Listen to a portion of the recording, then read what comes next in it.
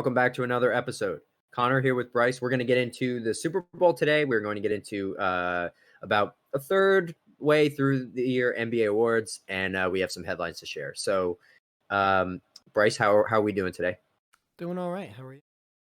I'm doing pretty good. I'm excited to talk about what we're talking about. All right, so Bryce, give me some headlines from the past couple weeks. We missed some time. In that time, we got confirmation that Bradley Beal doesn't want to get traded. That's kind of a big deal because that's been, an ongoing kind of lingering rumor that he wants out, and he wants like 2 years now, ever since Wall really was. Once Wall tore his Achilles, that's when things started getting bad because it sucked, and he's really good. But he claims he wants to stay, and we'll see how that impacts the trade market going forward. But this is one of my favorite news headlines ever. Person who loves to play video games. NCAA football is fucking back. I'm so excited.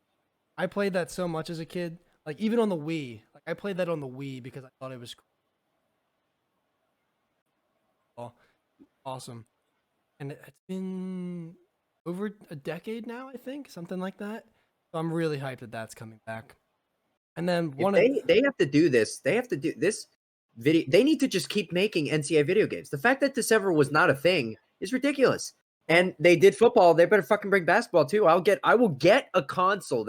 I will get one of them if that means I'll have a college basketball game. I will get it. I will do it. Because you could just simulate like what we do with 2K, but with college, and it's much more fun because recruiting is the part of it. Yeah. I don't know. Are they paying? Because they're paying football now, football players. Are they doing that with basketball? So, yeah. Is that just an NCAA thing, or is it just football? For right now, it's just football. But I forget what the specifics of it were. But I know that like it was just the football game, and I don't know if there's any talk about the basketball game coming back. Well, the whole reason that they shut it down to begin with is because players are complaining about likeness being not them compensated at all, not this only made money. But now that football players are making money, so they have to, I guess, pay basketball guys if they want that too. And it's heading that route. It's gonna head that route. I mean, they made the California rule in a couple years or something. So it's heading that way. Connor's gonna buy a gaming system. Absolutely. I absolutely would. Well, and I guess the biggest news that we missed outside of Super Bowl, all that we'll talk about later, is the Stafford and Goff trade. That was really interesting. Can you give your thoughts first? You go first on this. I want you to give your thoughts first. Well, initially, I was like, "Whoa, that's a lot of picks for Matthew Stafford," and I had to let it kind of simmer down a little bit because, the breakdown for those that don't know is the Rams sent 2 first-rounders and a third, and Jared Goff or Stafford, and that's 2 first-rounders is a big price to pay for a quarterback that a lot of people consider to not be. He's like a borderline top 15 to some people, which I don't agree with. But that's just a big haul for Matthew Stafford, someone who really hasn't won anything. He's very talented. He's a tough football player, plays through a lot of injuries, and has never really been on a successful team. And a lot of people are like, "Oh, that's a terrible trade." But as I let it sit, I like it. I think Goff was very limited in very similar to Garoppolo in San Francisco, where you can only do so much with them. And we saw they make a Super Bowl and they don't play well, and defense can't do enough to stop Chiefs. Or Goff lose to it was Brady. Brady or so you need. It's just, first of all, it's proof that you need a talented, not limited quarterback to win big games. And I think bringing in Stafford really should, we don't know how it's going to look yet, but should shore up the offense. They have a good line. They have 2 really good receivers. They have a rising star at running back, and they have the most dominant defensive player on their defensive line in Aaron Donald, and then Jalen Ramsey. All the other guys on top of that's going to be a really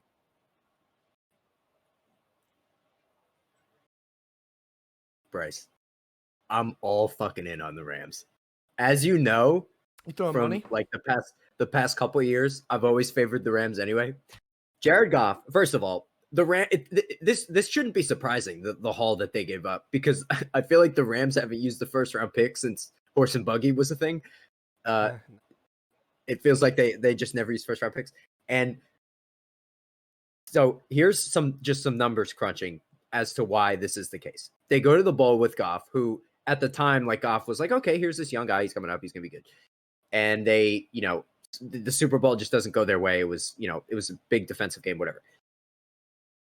Goff is 29th in the entire league in throwing the ball 15 yards or more. He's 27th in the league in throwing the ball 30 yards or more. Stafford is like the opposite. He's top 5 in every category down the field, despite the rosters that he has had. And this is like 3-year sample size data. Like the ability for him to throw the ball downfield. And the Rams, let's face it, during these playoff run, they were just throwing the ball, those little 5-yard screen plays for Robert Woods to get 5 yards, and then they would just keep doing that, and then they would run and get stuff. Like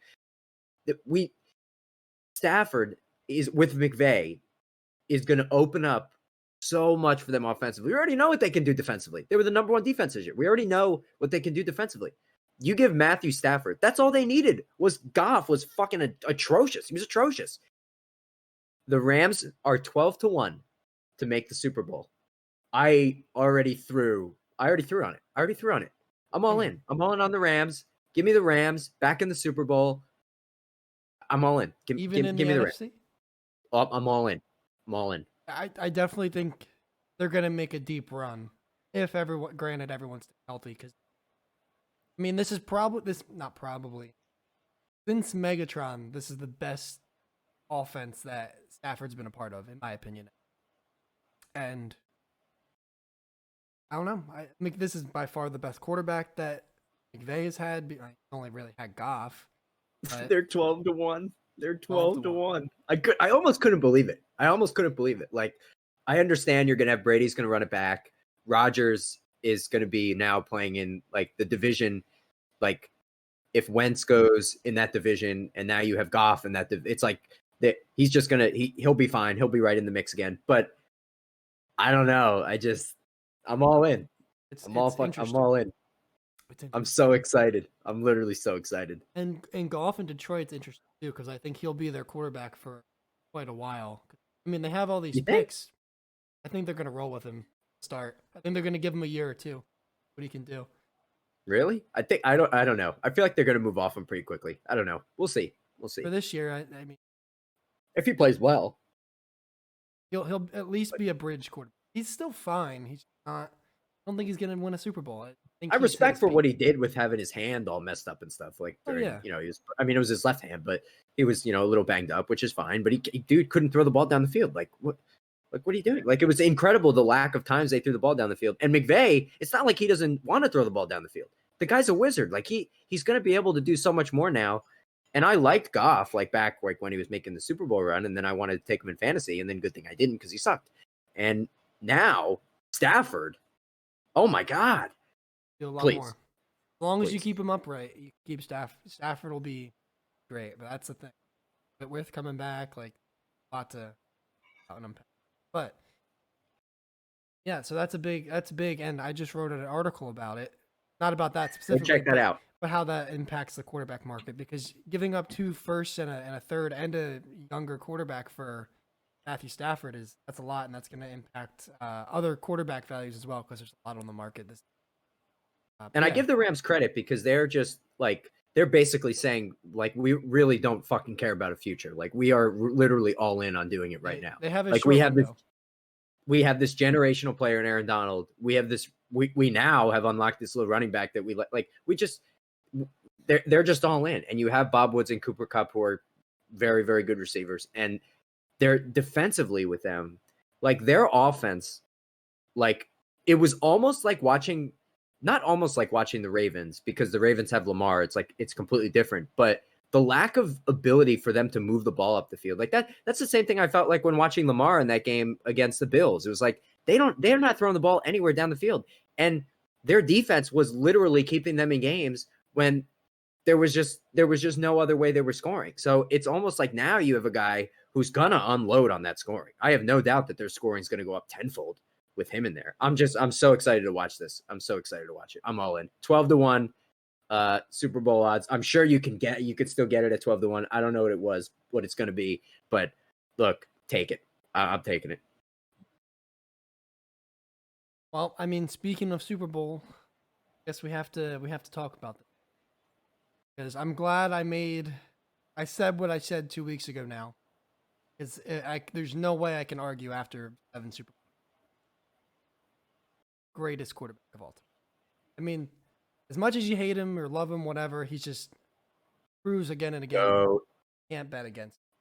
I fucking lost out big time with my bets. None of them hit. Tyreek Hill drops a first quarter touchdown in the end zone. Threw something. Bad.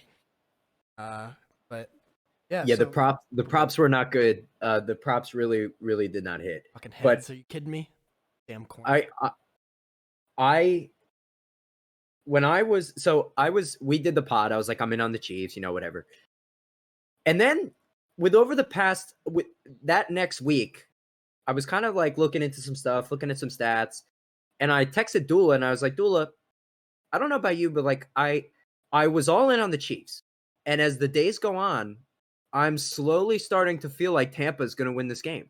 And I just had the feeling, I had the archives. It's like, I was just like, I don't know what the feeling was, but I just really thought that Tampa was just going to win because just the stuff, like you saw the shit that Brady was doing at practice. He was texting his teammates every day. He was doing this, he was doing that. And then I still had all these bets on the Chiefs. I was like, fuck. I was like, I might have made a drastic mistake here. And it was a drastic mistake. Like they came out from the opening kickoff and just dominated the game from the get-go. And I also should have known this was happening. Vegas, as we know, Vegas knows. Okay. So, for example, I'll give you an example. The Chiefs went down 14-3 to Buffalo in I think in that AFC title game, or 10-3. They went down 10-3 against Buffalo in that game.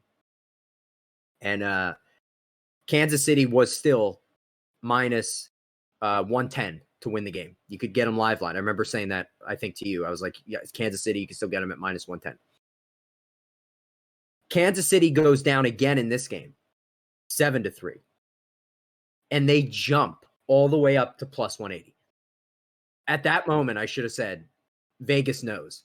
Vegas knew from the start of this game that the Chiefs just weren't going to have it. Well, and Tampa rushed it down their throats. And Godwin, 2 for 9. Mike Evans, 1 for 31. Gronk. You just had, it was, Ange texted me. He was like, Gronk had 2 touchdowns. Antonio Brown scored. He was like, are we in 2014? It was insane. And I think I saw a custom bet or a boosted or something. And it was Gronk and AB both score a touchdown at triple your money. And I'm fucking stupid for, we all said we were taking Gronk anytime touchdown. That's the one prop I won. That was, Super Bowl Brady to Gronk. That just had to happen. And that was really the only prop. Oh, I also won the coin flip. I guessed heads on the coin flip. I did. Which was good. But yeah, what you got to say about this? I mean, you're talking about Vegas knows. Vegas knew something that was Mahomes was playing on like a torn plate in his foot. I didn't know anything about that. And if I did, I would have maybe not changed my bet because he still looked like okay, but you could tell he wasn't himself. He didn't seem as confident. Usually Mahomes can some of his throws were like, not to cut you off, some of his throws were like, I was like, oh my God, but he was awesome. There were some times where you were like, oh my God, wow. But there were some throws that were like little high. He was throwing it a little to the side. Like some of the throws, you're like, oh, something's not right there. And on top of that, like Mahomes, he played people are giving Mahomes a ton of shit for losing this game. He played the very best you could play. Granted that his receivers dropped 2 to 3 touchdowns. And then on top of that, just like all those passes, so many drop passes. And then he's under pressure the whole game. I don't think he had a clean pocket once. And they get down early. They have to pass the whole game. He's running around. Like, it was just a really crazy great game. And he did some things that nobody, not even Aaron Rodgers or Russell Wilson, the other people that are poised for making crazy, insane on the move plays. Like, he's like limping out there with one foot, juking out defensive linemen and side arming a throw as he's diving to the ground, getting hit by Ndamukong Suh and all that. Like, and then they drop it. Like, it's just, he did everything that he possibly could, and it was very sad to watch. Honestly, not even because I'm not in love with Tom Brady or admit he's the GOAT, but he's still kind of a dick. Cocky mother. And it's hard to root for him. And everyone roots for Patrick Mahomes. You can't not like Patrick Mahomes. You had to, even as a Bucks fan, you had to have felt bad for the amount of just brutality that Mahomes received. Like that hit, I think it was in the fourth quarter on one of their last drives by Sue. He just took a dome shot right from the Ndamukong Suh. You don't want that. That's a big, big bad man. I don't know. My takeaway is Mahomes did what he could, even with no protection, drop balls, and a bad foot, basically playing on one. And bad play calling too. They never tried to establish the run game. They kind of just did it's like they do the same thing. I got the feeling, I don't know if you felt this, like after halftime, I'm like, they have a chance, they can adjust. They're down by 12. But when they came out second half flat, I knew it was over. Because they just seemed like they felt like they belonged there. The moment they started getting their ass kicked, shut down. Mahomes was the only one that didn't. Everyone else seemed like they. Travis Kelce drops a ball early in the first quarter or early in the game, and you could just tell it's like he didn't give a shit anymore. Tyreek Hill was frustrated, couldn't get open, didn't run the ball. None of them got. Edwards-Helaire didn't get into rhythm. Williams never. I don't even think. Oh, maybe one.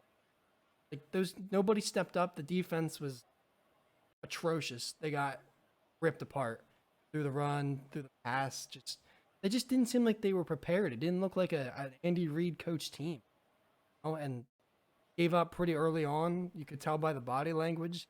Once they went down, it's like, we're in the Super Bowl. We're the Chiefs. We won last year. We beat Tom Brady to get to the Super Bowl. We can beat him again.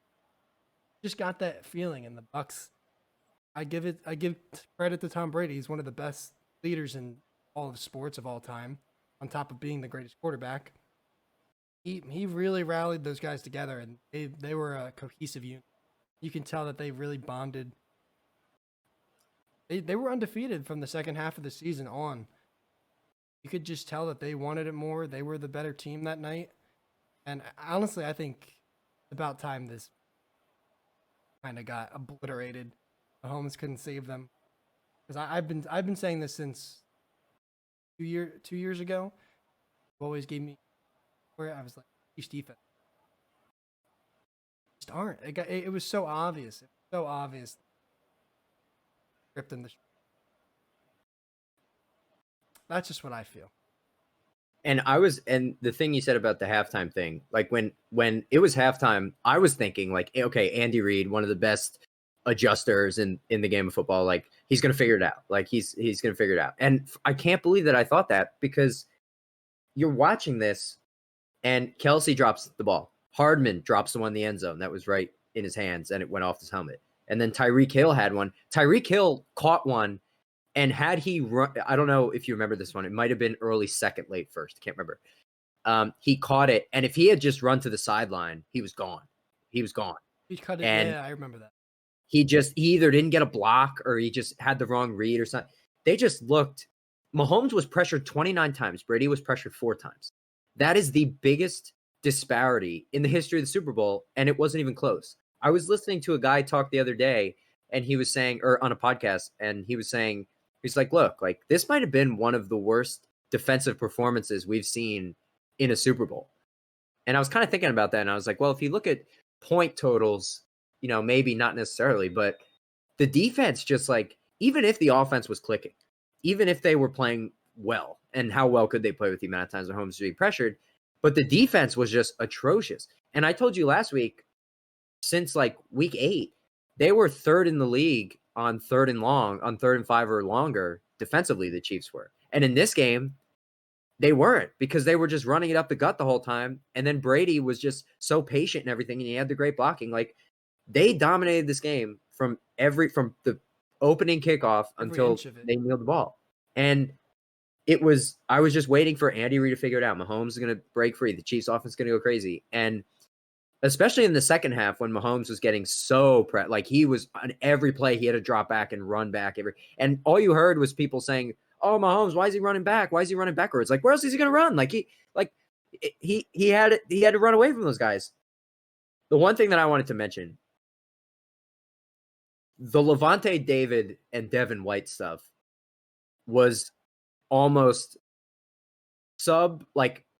borderline unprecedented the way they look. Like just watching them, and I don't know a whole lot about like what to watch for or whatever thing like that, but just like watching those guys when they would watching Romo talk about, okay, here's what's this, watching those two guys, like Levante David was like on Kelsey for most of the game and he made it. Although Kelsey had some garbage time yards, some garbage time catches, Levante David was awesome on him. He prevented him from crossing the field like 12 times on things that Mahomes was looking for Kelsey. And Devin White, man, that dude is a special talent. He is. I don't even have words to describe him because I would put in our chat, like even the past 2 weeks, I was like, this guy, holy shit, this guy is good. And boy, is he nasty. Boy, is he everywhere. And then they just defensively, they were exceptional. They weren't good. They were exceptional. And look, the Chiefs had some injuries on the offensive line. We knew this was a story. And I kept, and you and I were talking about this. Basically, we were like, yeah, the Chiefs' offensive line is kind of not good right now. And they're missing this and they're missing that. But they have Patrick Mahomes. That's the X factor. And obviously, it didn't matter. I know guys drop balls, but the Mahomes thing, although it was incredible, the stuff he was doing, especially like you said, that diving throw that he made was just like, oh my God. It almost is like, even if he did have some protection, it was almost like it didn't matter because in a close game, the way the Bucs were playing, I still don't think the Chiefs were going to win that game. And everybody's saying about the penalties, there were some questionable penalties in that game, but stuff that would not have affected the outcome of the game at all. Like the Chiefs were beat hustle-wise, they were beat defensively and offensively from the opening kickoff. Totally. Yeah, the penalties, especially in the first half, were really bad. But the whole sequence, what was it? I think the Bucs were gonna punt or kick a field goal, and then they got an offsides call or something. Got a first, then a PI call, and this was right before the. This was on the same drive, right? Yeah. This was on the same drive, yeah. And then they stop him, and it's 3rd and long, and they get a. I thought it was a really bad PI call because I think that's the one where. Who was in coverage? The Breeland? I think it was Breeland. Was this the Mike Evans one? On Mike Evans, and he trips, and then as he's tripping, Breeland's tripping and falling to the ground, and he, I think hits Mike Evans' foot, and that's not passing a football play. It just happens. That shouldn't be a penalty, but it was. They called it as a penalty, and the Bucs get it with a minute inside the red zone, and it's just like watching the Packers thing all over. Scotty Miller. They're going to score right there. That whole sequence was, and then they stopped them and they went for it 3rd and long in the red zone and then another PI call holding or something. They were so undisciplined, whether the calls were bad or not, whatever. They got caught holding and stupid mistakes that you can't do in the Super Bowl. I thought I was going to wring Breeland's neck. I thought I was going to run through the TV, go to Tampa and wring his neck at one point because it was just constantly penalties on him. And Romo and Nance were saying oh, don't for Brady, last thing against Green Bay, it was that this happened at the end of the half with the, they were going to score. And then they just literally did it. And I'm like, oh my God, you let this happen again. You had to have known that you knew this happened last week. How did you let that happen? How could you let that happen 2 weeks in a row? It was insane. It was just insane. One more thing I wanted to mention, how the game was called with Romo and Nance, just for fun here. The Romo and Nance versus Al Michaels and Collinsworth versus Troy Aikman and Joe Buck. Nance and Romo are just far and away better. They should call every Super Bowl. And I know the network switch it every now and then, but Romo and Nance called such a good game. And Romo is such a good, like, secondary guy, analyst on the announcer thing. I loved how they called the game, and I just wish that they would do every Super Bowl. I love Nance is like my favorite announcer in all sports. And Romo, his voice, whether it's annoying or not, that dude is sensational when it comes to just analyzing everything going on. And that makes you excited. Hopefully, when Drew Brees retires, he's going to be doing the same thing. You know, he's as smart, but hopefully he's as talented. Because some guys are really football intelligent, but get up there and they just bad. Call a game. He belongs in the studio, not in the booth. Breeze and ESPN, their announcers are just NFL announcers are really low tier, very, very bad. Them hiring Breeze would be like the win of their football careers. So they're gonna have to be first in line to get Breeze, because if they let him go to like NBC they already signed him. He's already, I think he's already committed for when he retires. To ESPN? Pretty sure. Oh, good. All right, that's good. They settled on him. Big win for them. Peyton's already commercial. True.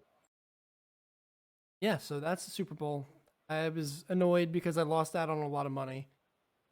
But it is what it is. Brady did it again, and I think this is probably one of the funniest parades of all time. Oh my God. Brady being trashed and throwing the Lombardi. Like, only Brady can do that shit. If he dropped it, he had 6 more at home. Exactly. Doesn't care. Like, and I don't know. Go on. What were you saying? I was gonna say, I don't know if you saw the footage of him in the locker room, like everyone celebrating after the game. Yeah, and then everybody was like, and then I forget who was on the camera. Maybe it was Whitfield or something. He was like on his Instagram or something, and he was like, "This dude literally doesn't give a shit. Like he's just getting ready to go home." Like it is really funny. Oh, that reminds me. As someone who was rooting for the Chiefs because of betting and Tom Brady, I'm very competitive, and as the competitor, I loved seeing Winfield give Tyreek Hill the deuces. Oh, dude, I hate when Tyreek Hill does that, and the fact that he was able to get him back, and then Tyreek Hill about it. I thought that was one of the. Watching it live, I was like, "Oh, what are you doing? Like you're up a bunch of like, what are you doing?" Oh. And then I heard the backstory. Oh yeah, and it was like, "Oh, Tyreek Hill did a backflip in the end zone and did the same thing to him." I was like, if I was guarding him in the Super Bowl and I just stopped him from catching a big ball, I'm like, of course I would do that. So yeah, I had no problem with it after I heard the backstory. That was pretty cool. I knew about that, and when I saw him do it, I was like, this dude savage. Especially as a rookie in the Super Bowl to do that. And then did you see Brady give Winfield the deuces at the parade too? Dude, Brady's so much more likable when he's plastered. Well, the story came out the day after the Super Bowl. I was like, why didn't you tell me this before the Super Bowl? Like, what the fuck? I would have been. So after the Super Bowl, it came out that Brady had texted every player on the team every day for the 2 weeks before the Super Bowl saying, we are going to win on Sunday. He texted them every single day, every single player. If I had known that, I would have thrown my life savings on the Bucs. Like, oh my God, when Brady does that shit, it's like, oh my God. And I almost like look at like the common sense of this and be like, why the fuck did I ever think that like the Chiefs were going to win this game? And I told you towards the end of the week, I started thinking, I was like, oh, now I'm starting to think Tampa's going to win. And then they did. But Brady, he is the best winner in the history of team sports. For him to do that, how impressive, like obviously the apex mountain of Brady's career is him coming back from Atlanta. That's just one of the best all-time sports performances of all time. Like, where do you put this compared to that? Because with this Brady thing, there was the debate for how long now, this debate of, well, is it Brady or is how good Belichick is? And I think if you polled a lot of people, it was like 60-40, oh, it's Belichick. And I think if you polled a lot of people, that's what they thought. And I think this was big for Brady to say, look at me, it was me. This is how good I am. I'm the ultimate winner. And I know like you could look at me and be like, oh, it's obviously the Atlanta thing, apex mountain of his career. It's obviously the Atlanta comeback. Like, come on, what are you saying? But you could make the case for this as like a secondary apex mountain of his career. I'm just saying you can make the case. These are probably the two that really stand out to him and to most people who are going to evaluate his career. I mean, you don't have to evaluate his career because he's the best ever. But I just feel like this is very, very significant. This win was very, very significant, especially in the context of everyone talking about Mahomes being the next Brady. And now Mahomes really, in reality, can't catch Brady because he has to win 8 if he's going to catch Brady. Because if he wins 7, he's lost. As of right now. So as of right now. So it's like, oh my God, he has to win 8. He's got 13 years on his contract. Like he's going to have to put up some serious shit. So I just think for all those implications, this, you could argue, I would still probably say the Atlanta thing, but you could argue that this was apex mountain of his career. I see that. Especially because people, I think we talked about it before, people don't realize how hard it is to go to a brand new team with no offseason, no time to really build chemistry and bond, and to even just make the playoffs doing that. Obviously, this team is really good and has a lot of talent, but just to like for Brady to come in and really not be comfortable or know anybody except for they bring in Gronk. Outside of that, he's never played with any of those. Doesn't know that team.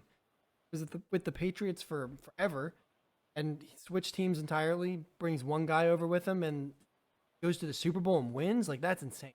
That's extremely hard to do, and that's why I gave him just making the Super Bowl alone. Doing that, that's why I gave him props and had to like tip my hat and name him my GOAT now, because you gotta respect that.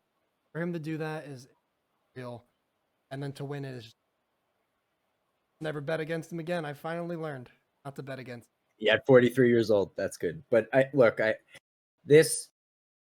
I'm very disappointed because I thought this could have been one of the all-time games. I thought it had potential, and I should have not thought that, especially with the Chiefs injuries. But healthy Chiefs, like I don't know.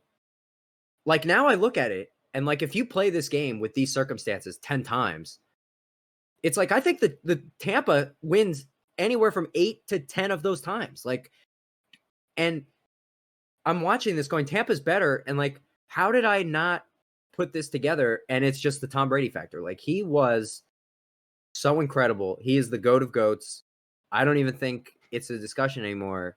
And it's just such an impressive victory, such an impressive season for them, especially with the whole 4 thing. He didn't know how much time was on the clock. And then he goes from that. And then they had like the best record at the second half of the year. And they just start rolling dudes. And I don't know. If they can keep this team intact, they can, be right back in it again next year. It's just super impressive. I think they bring a lot of those guys back, and they're gonna get another 1 or 2 years, bearing any like catastrophic injuries or something. I think they're gonna get another 1 or 2 years of. I had them as a pretender all year. Regret that now, especially after I think maybe not the Washington game, after the New Orleans game. I was like, this team. And if they can keep at least the core of that defense and Brady, they're a contender. And then you had the Brady. So before the bowl, T-Mobile released the Brady Gronk commercial, which was awesome commercial. It would have been the best commercial of the night had it been played on actual TV. It was an awesome commercial where the connection break up and he's like, oh, just win another one. And he goes to like, I watched that before and I was like, oh, that's really funny. And then they go out and win the Super Bowl. And then I watched it again and I was like, this is fucking incredible. This is fucking incredible. Like, oh my God. Like it really, I don't want to take Brady for granted. Like it's incredible what happened. And I just thought it had potential to be a better Super Bowl from an entertainment standpoint. But if you just took everything the Bucs did and what Brady did, it was just really fun to watch them. And I hope they're right back in it next year. I think this one slipped away from us from a fan perspective, but Tampa controlled the whole game and it was good. It was still fun to watch. All right, so then I guess we have some quarter season. I guess it's a little past quarter season now, but NBA awards both came up with all the normal MVP, Coach of the Year, Most Improved, all that, and I have some interesting ones. You do. I'm very excited. Yeah, I'm sure you do too. So where do you want to start? You want to start with like let's work our way up. Yeah, I have MVP last on my list. Yeah, let's work our way up. Let's start with, I don't know. You want to go 6-man first? We can start with 6-man. We can do 6-man. Go ahead, and you kick us off. All right. Well, as of right now, and I don't think this is changing because they look so good, but Clarkson has been out of his mind. Good spark plug off the bench. He like through the first like 10 games, he was like really up there, like top 15 in PER. His shooting he's always been a good shooter, but his ball fake now, he's getting guys to like blow by him on ball fakes at like a rate that's like stupid high in the league. And he is the best bench player in the league right now. I think the 6-man race is usually close. I don't think it's close right now. I think it's Clarkson far and away. Yep, I have the same thing. He's a career high in points this year. And as of when I did the research a week and a half ago, and he's shooting 97%. That's like Curry level. Nobody does that except for like Curry. Other Curry. The other Curry. The Curry brothers. Yeah. He's just playing unreal. I had this feeling that he was going to do this year too because of how well he played in the playoffs last year. Like he got traded late in the season, like at the trade deadline, and it took him some time to gel. And that team in the playoffs, Utah was kind of bad as they battled with Denver and everything, but I didn't really think they could do anything. But the lone bright spot outside of Donovan Mitchell was, yeah, he's carried it over into the season. He's been really, really, really. Utah's been really, really. And with that being said, I think do you also have Quinn Snyder as your coach of the year so far? Oh shit. Okay. Then if that's the case, I'll just talk about Utah for a second. Utah is like top 3 in all of the advanced stats, and it coordinates. The best stat of all is wins losses, and they're the best record in the league. Mitchell is playing very well, and they move the ball better than anybody in the league. And the guys on their team really know their roles. And if you look at them in the bubble, they were up 3-1 on Denver and blew this 3-1 lead to Denver. Mike Conley has the shot at the buzzer in Game 7 that just misses. If they had gone up, they would have had to play the Clippers. Who knows what would have happened between them and the Clippers? Maybe we get the Lakers-Clippers conference finals. But they were there. They had Denver through the first 4 games of the series, and they blew it. And I think like they kind of had this little chip on their shoulder, like, fuck, like we had a real chance. And they watched Denver go to the conference finals, and they're like, shit, like we had a real chance to do something special, and we really blew it. Like we really blew it. And they're responding. This stuff, like Mike Conley's finally playing well again. He was horrible last year. He's playing well this year.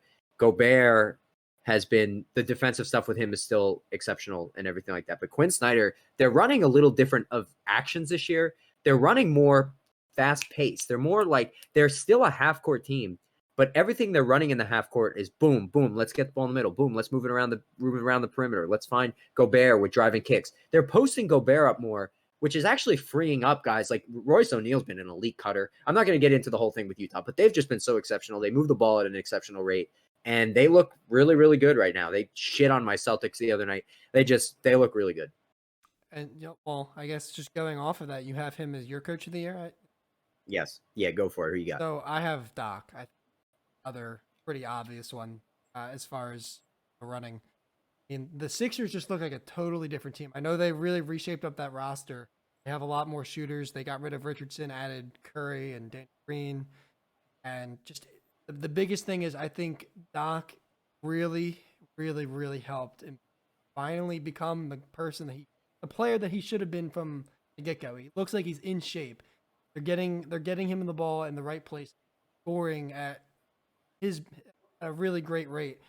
And just I think Doc not only changed Embiid, but we're also, I mean, Simmons is still doing fine. The big talk in all the Philly sports shows are like, oh, Simmons still isn't shooting, but he's averaging, 17, 18 points a game and I also saw a stat that I think he's number 1 in assists 3-point shot. Doc was really big in bringing in all those guys, reshaped that roster. He's kicked Embiid's ass into shape. And they were first. I think, are they still first in the East? They were first when I. Yes. They just look really good. They're finally being dominant, and Tobias Harris quietly is finally kind of playing like a star again. Should have been fired him, and I don't know. Philly just looks really dangerous. I know the East is packed with some really good teams, really good defensive teams, and they're finally playing really good stats. But Embiid doesn't look lazy anymore. Scoring, playing defense, doing everything because of Doc Rivers. And I talked about this. We talked about this on draft night when Daryl Morey came in and fixed their problem in 2 seconds because he just added 2 shooters and Seth Curry and Danny Green, and they drafted Maxey, and now all of a sudden Ben Simmons, who his point totals are down and all his stats are down, but like he still makes an impact offensively, and he's still super good kicking out to 3-pointers, as you said. Like that team is in a groove right now, and they're starting 5. Like I said this stat on one of my YouTube videos that their starting 5 last year, when their 5 was on the court, they were shooting 3.5 less 3-pointers than the average NBA team per 100 possessions.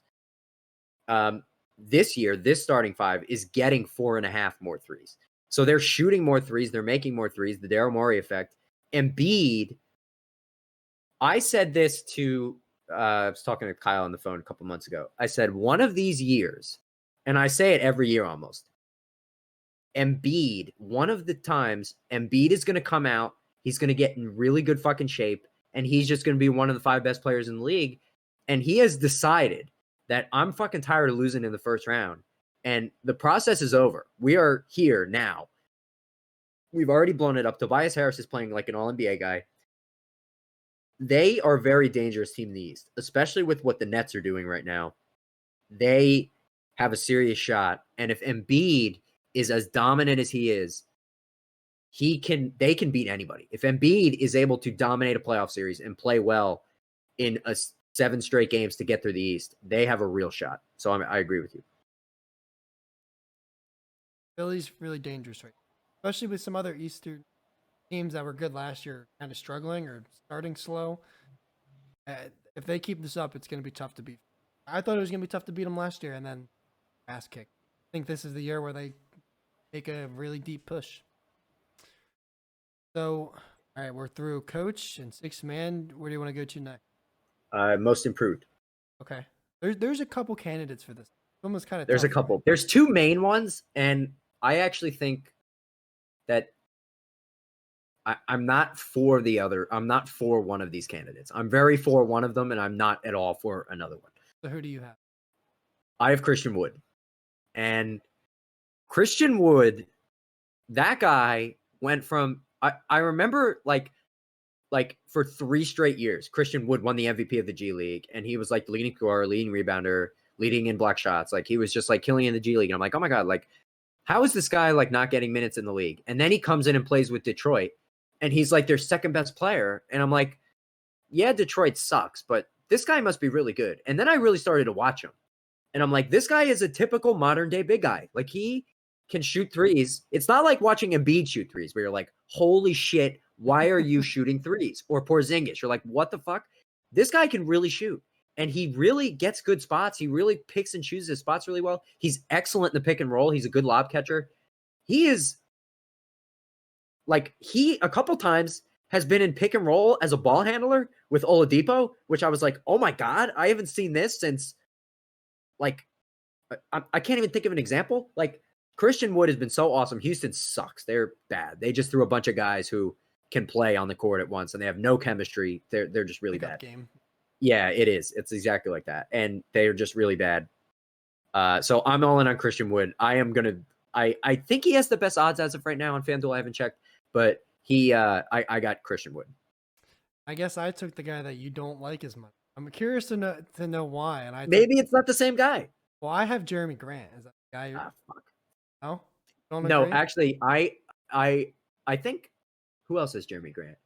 A couple people, a lot of people I know have Jeremy Grant as of right now. He might win the damn thing. I'm not saying it's wrong. I have a bias against Jeremy Grant.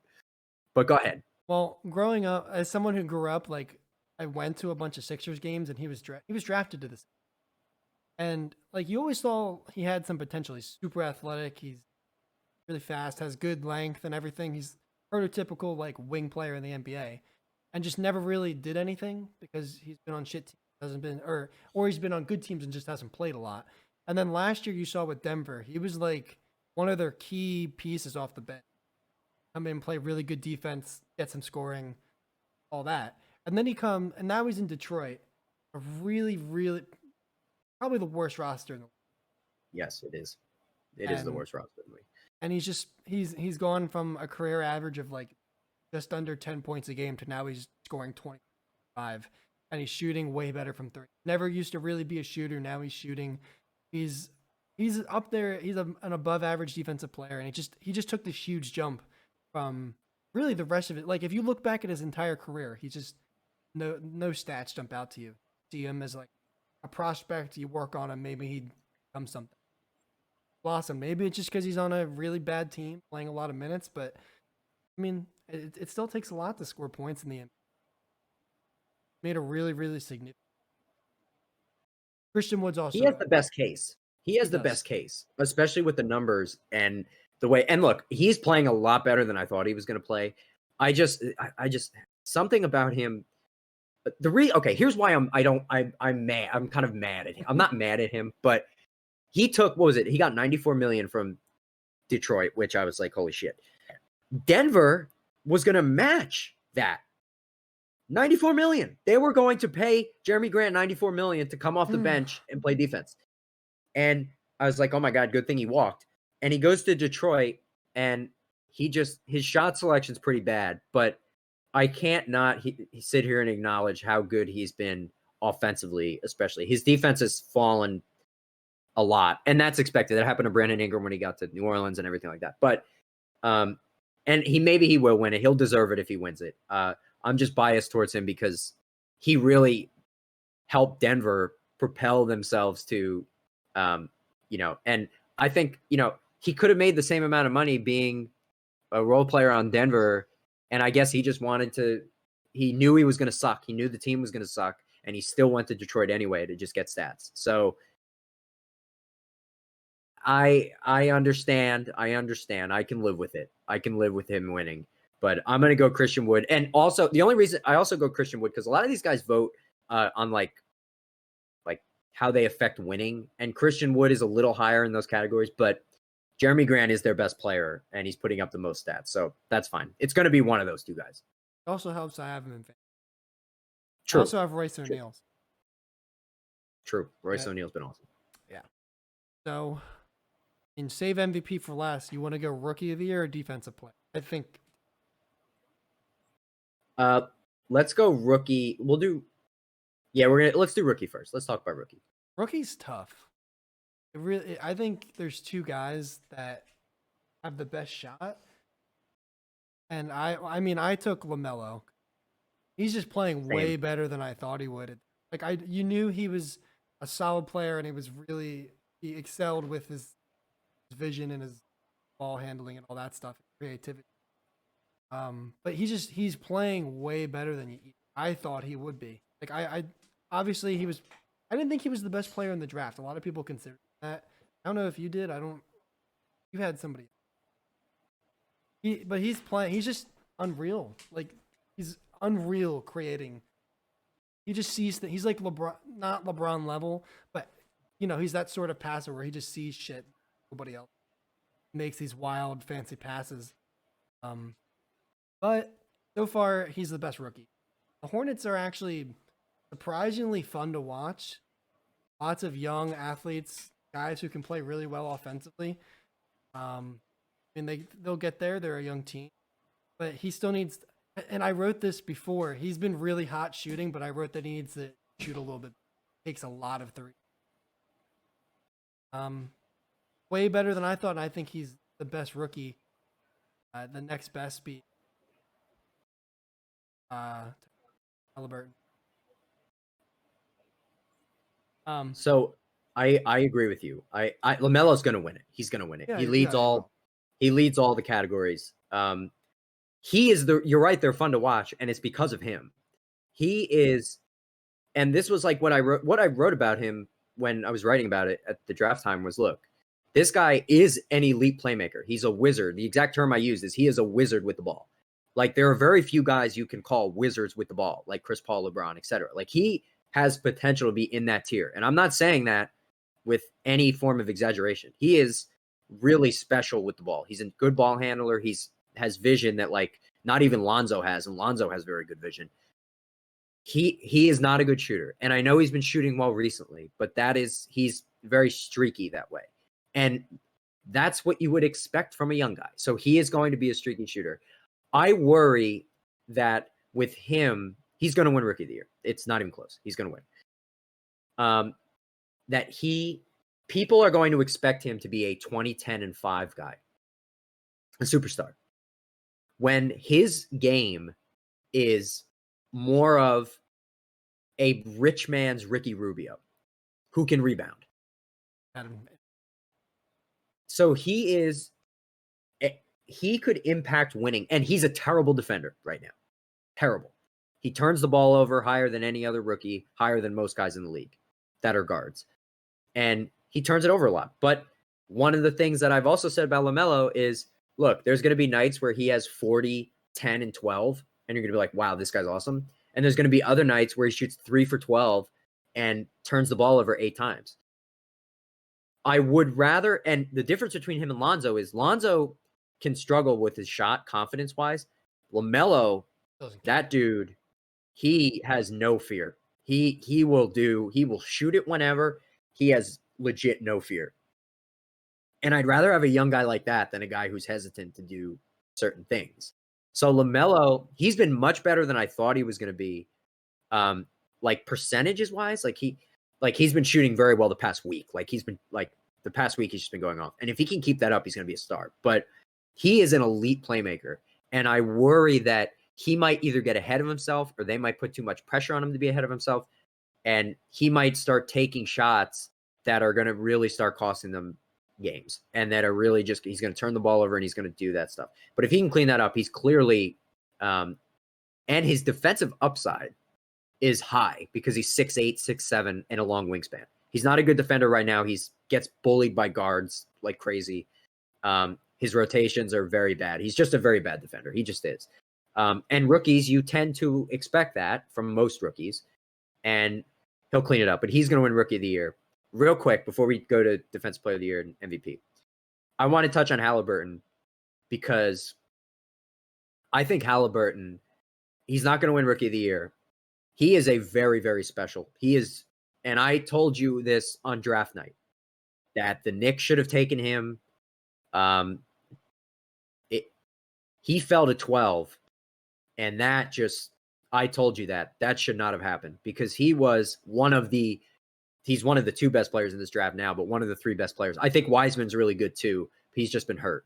So Halliburton is the most NBA ready player. He impacts winning higher than any other rookie. That's a fact. LaMelo Ball might get empty stats here and there right now. And look, they're winning more than Sacramento is. But Sacramento has a better record than they've had through the first 20-something games than they have in decades. And since Chris Webber was there. And there's that they've had the same team, they just drafted Halliburton. He's playing 30 minutes a game. That is not a coincidence. He is so good off the ball. He's so good defensively. He's so good in passing lanes. He is, I think, an elite pick and roll guard. Elite. He's clutch. He's the most clutch rookie.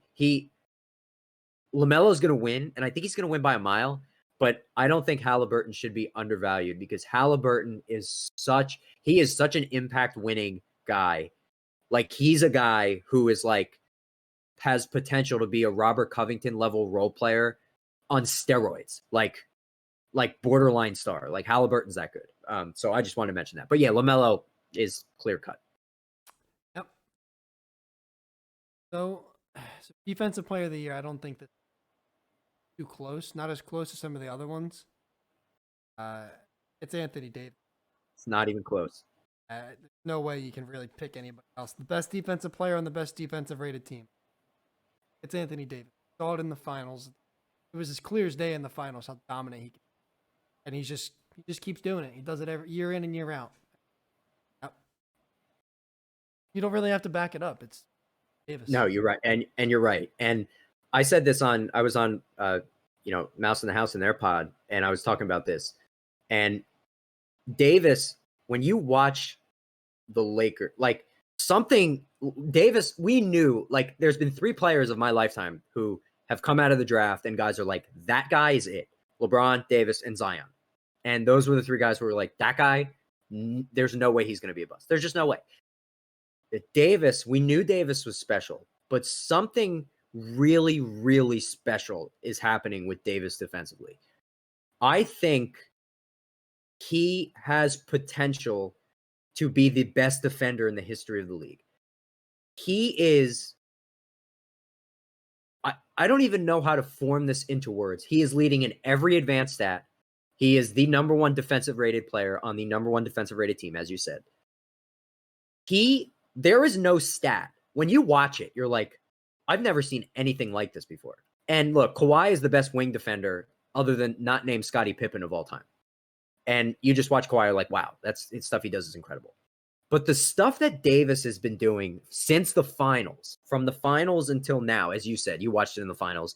We all watched it in the finals. Like, Miami was a top 5 team going to the basket for those first 3 rounds, and they stopped. Someone's presence in the lane stopped a team from driving, and that's gone into this year. Teams are not driving into the lane because Davis is there. Davis, when they were playing the Bucks, Giannis cannot, when he's one-on-one with Davis, he cannot do anything. He is a G League player when Davis is guarding him because Davis just lets him shoot. And if not, Davis just, he protects the rim at an elite level. The off-ball stuff with Davis is at an all-time high. He has more steals off the ball this year than I think I've ever seen him have before. And people are like, oh, well, he's had more blocks in New Orleans and he's had more steals in New Orleans. Yes, but it's a know it when you see it. This guy is so elite. I picked him to win MVP before the season. That's not the case now, but he is such an elite and special defender. I think talent-wise, he is better than Tim Duncan. And I don't know if he'll ever have the career that Tim Duncan's having, but what I'm watching is unprecedented. I've never seen anything like it. I don't think we're talking about his defense enough. This one, it's not even close. It's Davis all the way. It's pretty clear. If you watch any Lakers games, you immediate impact. Like, most people go to watch LeBron, or if you're a Lakers fan, whatever, but Davis is just unbelievable. As a Heat fan, watching the finals and watching Goran, well, Goran didn't really play, but Hero and Butler just couldn't do anything. And with stop Duncan Robinson, you don't let the shooters get hot, nothing they could do. Took 2 heroic Jimmy Butler games. Give us a shot. That's all because of Anthony Davis, and he's carried it in. Pretty obvious there. And this is where things get interesting. I think we're going to have 2 completely different people. I think we're going to have the same MVP. Okay. Well, bold take. Actually, maybe not. If you don't, might. I think we're going to have the same MVP. Because the one thing that me and you agree on a lot, like 100% of the time, is what MVP should be. And right. It's yes. the most valuable player on any team. Like, it's okay. like the best player, just the best player. Right. So, go ahead. You go first. I'm interested. I have LeBron. See, LeBron. LeBron's second for me. You went Embiid. What? Jokic. See, you're not gonna. I don't think you're gonna like. No. You're not gonna. What? You're not gonna. What did you pick? I have. You give your case. All right, I'll go. Okay, I'll go first with LeBron. Okay, the LeBron stuff's out of control. We have not given LeBron MVPs. He for deserves stupid it. reasons when he deserves it. And now this year, it's not even close. Like not even close that he's the MVP. There's like 4 or 5 guys who you could like talk me into being the MVP. But for now, I'm going with LeBron.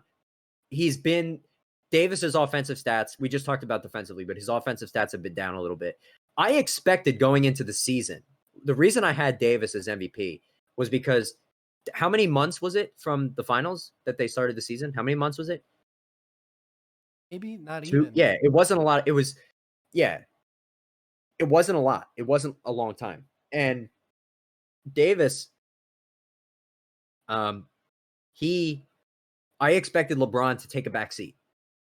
to be like, okay, I'm gonna rest a little bit, and Davis is just gonna you got the keys. I need you to carry us for a month, 2 months, so I can get my body back. It's been the reverse. LeBron has been full throttle. Like LeBron, he is really. I mean, I expected him to. No, he is full throttle. He's killing dudes. He is averaging. He is beating every young guy he's playing against. It's his league. He's the best player in the league still. The stuff he's doing right now, how old is he? 36? That in basketball standings, that is ridiculous. The stuff that he's doing is ridiculous. The Lakers, Davis has sat out a couple games, and the Lakers, it just looks like the next best team, whoever that may be, whether you say it's Brooklyn, whether you say it's Philly, whether you say it's the Clippers, whether you say it's Utah, the next best team is not even close. It's not even close. Their role players, everyone on their team, not named LeBron and Davis, is a role player, and they all play their roles at an exceptional rate. LeBron has been leading the charge. He's done everything. His scoring, he's shooting the highest three-point percentage of his career. He is doing everything right now, and I think he is the most important player to the Lakers. He's more important to the Lakers than Davis is, obviously, and I just think he's the best player on the best team. And for now, I'll go LeBron. But I am now very interested to see who you got. So, I mean, obviously, LeBron is the best player in the league, and we talk about that all the time. He should have won so many more MVPs than he had. There's been years where like they give it to Russ because he averaged cool. LeBron's the best. So this year, I'm thinking more in terms of like, who's the most important player to their team? And like you made the case that he's obviously the best player in the league, best player in the Lakers, but he also has Davis to carry a lot of the load, right? And this year, I have Lillard. Oh, okay. Yeah. Because let's get saucy. It's just time and time again that he's carrying this team, and they finally have some better role players, a better supporting cast than they've had in a while. And they're starting to like. I mean, I think they're not up there in the standings yet, but they're starting to catch fire. And they're fifth. Are they fifth? Yeah. Well, I don't know. Just he's been playing insane. He's been insane. I have him in fantasy. I watched some Portland games, and he's unstoppable. Nobody in the league. It seems like nobody in the league can guard him. He goes off every single night. Doesn't matter who they play. McCollum's been McCollum. He's fine. Derek Jones looks really good there. Rocco looks really good. Who's the other guy? Who's the Duke guy? Which Duke? Rodney Hood? Not Hood. One that's been shooting. Gary Trent. Gary Trent. Been really good defender. Shooting. He shoots lights out sometimes, but yeah, Gary Trent's very good. Portland's on the rise. Finally, they're always like bottom of the West, and Lillard tries to carry them to maybe a first round somehow victory. But they finally have a good team, and I know we talked about it earlier. Like contribution to winning is a big thing in all of the categories, especially MVP. And Lillard, obviously, the best player on that team, even close. And his 30 points per game in the West, he's just unreal. He's unreal.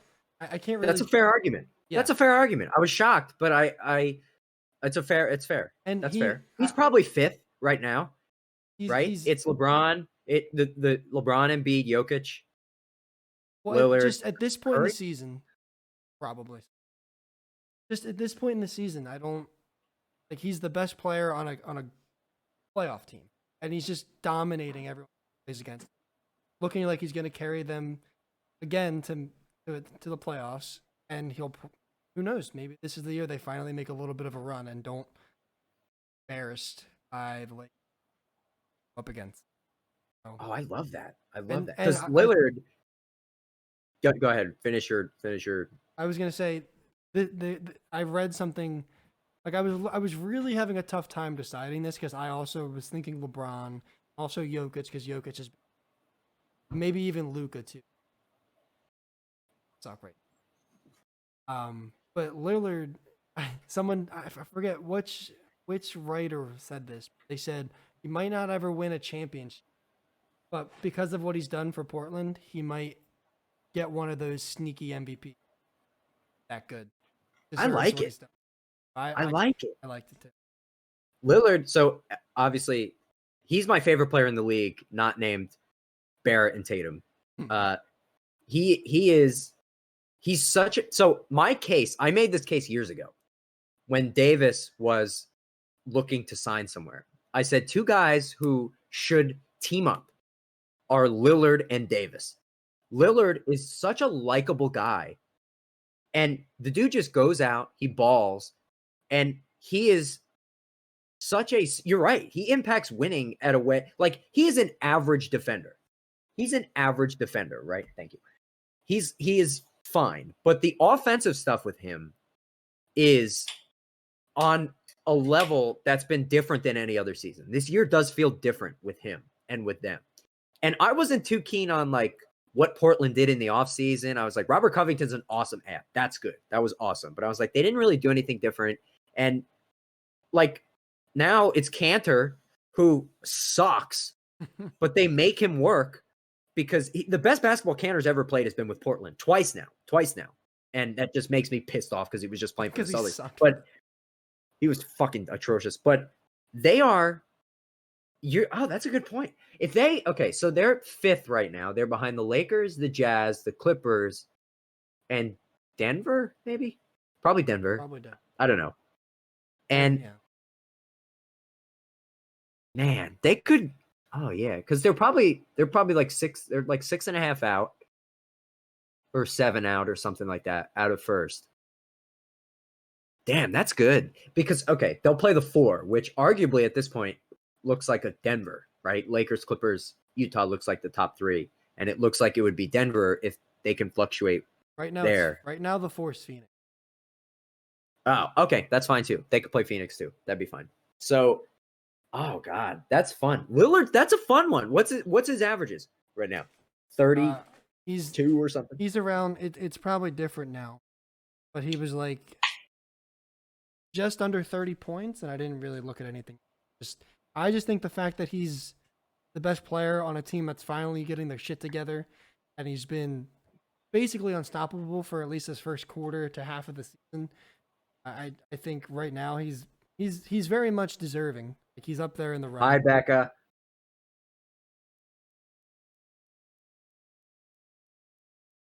Probably can't hear you. But yeah, let me look at Lillard's. While you're looking that stuff up, I would like to advertise. Okay. So this is a Truly iced tea. This is a Truly iced tea.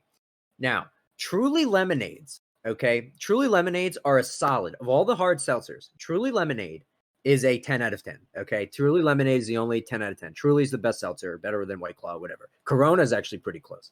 The iced teas, if you're ever thinking about having the iced teas are about an 8.1, maybe a 7.9, depending on who you ask. But lemonades are better. But if you're looking at the teas are pretty good too. Okay, Bryce, hit me. So he's 29.4 with points, steal under half a block, 7 assists, around almost 5 boards, 94 from free throw, almost 40 from 3, and 45-46 with 36. So he's relatively close to a 50-40-90 guy. Relatively close. That's pretty good. The case for him is there. The case is there. I understand. I like it. I like that. I thought you were, if you didn't have LeBron like I had, I thought you were going Embiid. That's who I thought you were going to take. I mean, he's up there too. Originally, that's the guy I thought you were going to have. But Lillard, that's very interesting. I like that one. I'm enticed. That's pretty good. It's interesting. And that's all of them, right? What are we at time-wise? We're over an hour now. But there's some stuff we have to cut anyway. First intro and okay. Breakup we had. Yeah. So if there's anything else you want to touch on, we can talk about the Nets quickly. Well, up to you. Sure. Yeah, we can do a little thing on the Nets. We'll do a tiny little thing. Okay. All right. Let's get into the Nets real quick. We're going to go quickly, 2 minutes each. Just give me a spiel on the Nets. Give me something on the Nets. What have you seen? I got some comments about the Nets. I'm sure you do. And I think it's very obvious, and it's also just in the stats. They're the worst. When I looked at it, they were the worst rated defensive team. Can't play defense. Can't play defense. KD may be a little bit better than the rest, and they have DeAndre Jordan, but outside of that, Oh no! Oh, DeAndre Jordan can't play defense. well, he could. He is. Could. He has been. You're right. He should. He is just. But yes, you're right. Go on. Continue. But you also see how much of an impact losing Jared Allen and LeVert had on that team. Very key guys. Obviously, you go and take the chance to get Harden. Whatever. I get it. But with all the really good defensive teams in the East, they have of the contenders in the East as of right now. The Celtics, Philly, Toronto, and even Indiana, all top 5 or top 15 in defensive ratings. And then you also have teams who might catch up later in the season, struggling with COVID stuff and injuries. They're obviously, we all know from their historic run last year, they're one of the best defensive teams in the league. There's so many teams in the East that can play defense and could easily slow down their big three. But on top of that, they can't play defense. What are they going to do to counter that? I don't think they're tender. I think they're going to win a bunch of games. They're going to put up a really, splashy regular season and maybe win a round or two. But I think they're legitimate. Oh, they're definitely going to the finals sort of.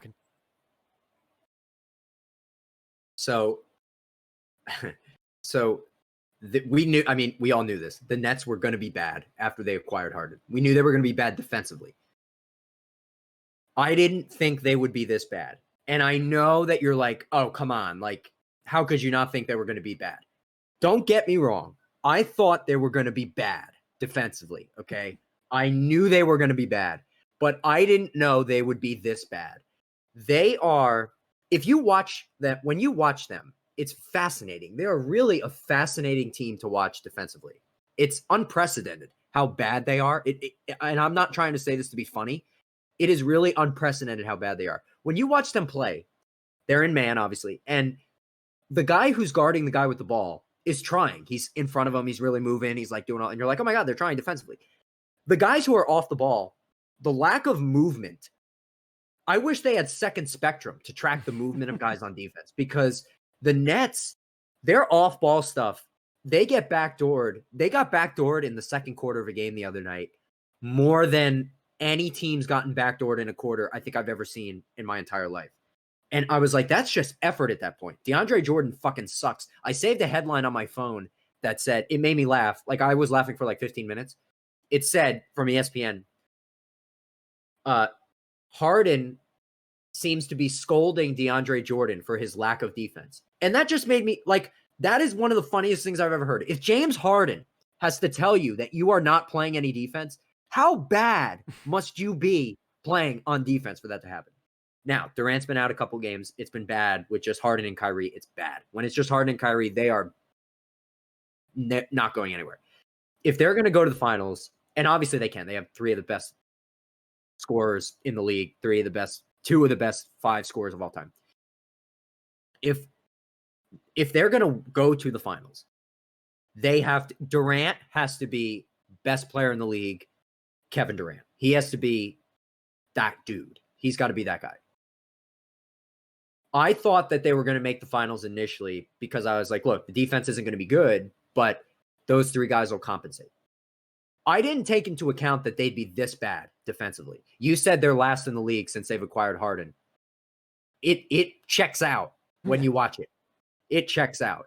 Jeff Green is cleaning up all the pieces. Jeff Green's usually like playing a game of roulette. You never know what the fuck you're usually upset afterwards, but you never know what's going to happen. He has been actually fairly consistent for them. Like, he's been their most consistent player. And oh my God, now you look at like the only team who I thought really should have gone all in for Harden was Philly. Like, look, the process is over. Trade Ben Simmons for Harden. You can make it work with Embiid and Harden. Imagine that. But Nets fans, like Duel is a Nets fan, and his argument, and the argument, they were clear, far and away, the best team in the East. Durant, Kyrie, LeVert, Joe Harris, and like Jared Allen. Defensively, they were number 5 in the entire league. Defensively, they were number 4 offensively. they looked like they were cruising to the finals. They crushed the Celts on Christmas. Just absolutely demolished them. They looked awesome. And then they did this trade for Harden and got rid of their whole team. Cleveland gets Jared Allen for free. Dinwiddie goes down with the ACL. And now it's like, this could be, and Steve Nash is stuck in the middle, a rookie head coach. So you have this team who doesn't play any defense. You have a rookie head coach, and you have three guys who are like ready to pop off at any second with the media.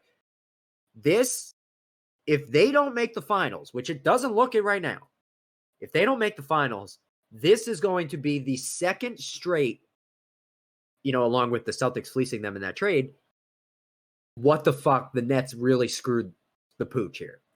And this has potential to be one of the worst all-time moves for a star-studded team. It doesn't make sense to me because of this. Obviously, when they traded for Harden, Kyrie was on his hiatus. Nobody knew where the fuck he was. So did they call Kyrie and ask him, should we do this trade? Obviously, maybe Kyrie wasn't in the loop, but Durant had to sign off on this trade. This trade didn't happen unless it went through Kevin Durant first. And my argument is Durant went to the Nets to go to the finals and play the Lakers. That is why he went there. He didn't get the credit that he thought he was going to get for beating LeBron in those finals when he was with Cleveland, because people were like, dude, you joined a super team. Fuck you. Like, no, LeBron's better than you still.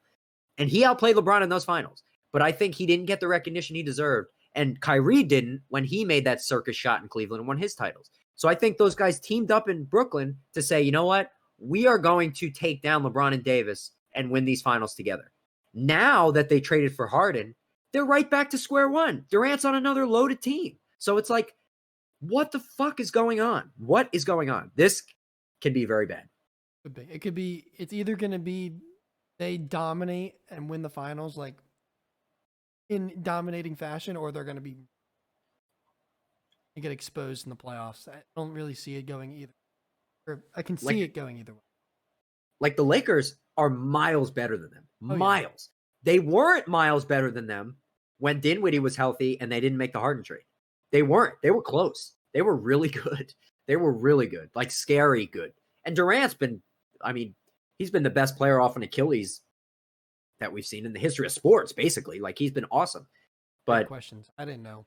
I don't know. Durant's going to have to be spectacular. They have to figure it out defensively because they are seriously, like, it's really a fascinating thing to watch them defensively. Like, the next time the Nets are on TV, just sit there and don't even watch the ball. Just watch what they're doing defensively and just sit in awe, because it's something that I've never seen it before. I've never seen a team with lack of effort this way. It's really impressive and unprecedented. It looks like our rec league basketball team. Oh, please. What it looks like. You're exactly right. It's like Brandon playing defense. You're exactly right. They can score. They can score. And they're number one offensively. Go figure. They've put up 140 like how many times? But again, the other team puts up 145. So, it's wild. It's just absolutely wild. Right. Unless you have anything else, I think that's no, that was good. I thought our Super Bowl chat was like elite. That was we had a good flow going in that. We had a good flow in this one. That was good. We're back in the groove now. But that was good. That'll conclude this episode of Game Winning Podcast. Bryce and I will be back next week. And I think Dula's going to be joining us next week. And we're going to do more headlines and we'll figure out what we're going to talk about. But probably more NBA stuff, more NFL offseason stuff. I assume there's going to be one or two big trades. Yeah, so we'll have to get into that. And maybe I'll preview some March Madness stuff. We'll see. So that'll be next time. Thanks for joining us. Please subscribe to the YouTube channel, as well as subscribe to or follow us on social media at Game Winning Turnover, at Game Winning TO, et cetera, et cetera. All right, see everybody next time.